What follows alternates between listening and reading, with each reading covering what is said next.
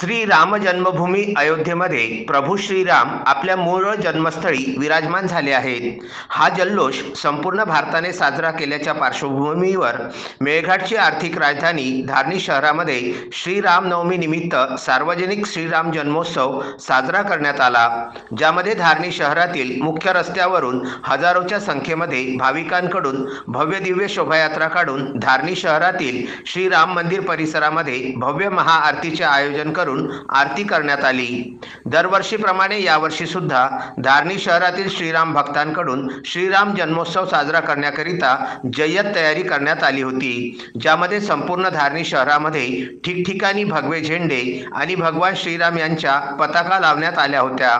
सायंकाळच्या सुमारास धारणी शहरातील जयस्तंभ चौक ते नेहरू नगर पर्यंत हजारोच्या संख्येमध्ये श्रीराम भक्तांकडून भव्य दिव्य शोभायात्रा काढण्यात आली। शोभायात्रेला अनुसरून श्रीराम भक्तांच्या स्वागताकरिता मुख्य रस्त्यांवर ठिकठिकाणी सुंदर रांगोळीचं रेखाटन करण्यात आलं होतं। शोभायात्रेमध्ये हजारोच्या संख्येमध्ये उपस्थित झालेल्या रामभक्तांनी जय श्रीरामाच्या गगनभेदी घोषणा देऊन संपूर्ण धारणी शहर श्रीराममय करून टाकलं होतं।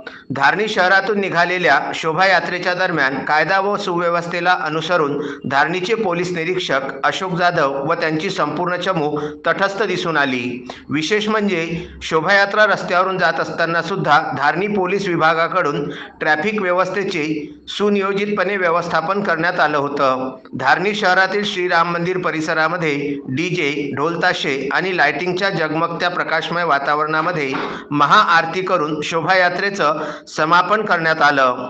तस्मीन शेख, सुलेमान मेमन, शकील अहमदसह जुगल किशोर जयस्वाल, विदर्भ न्यूज, धारणी।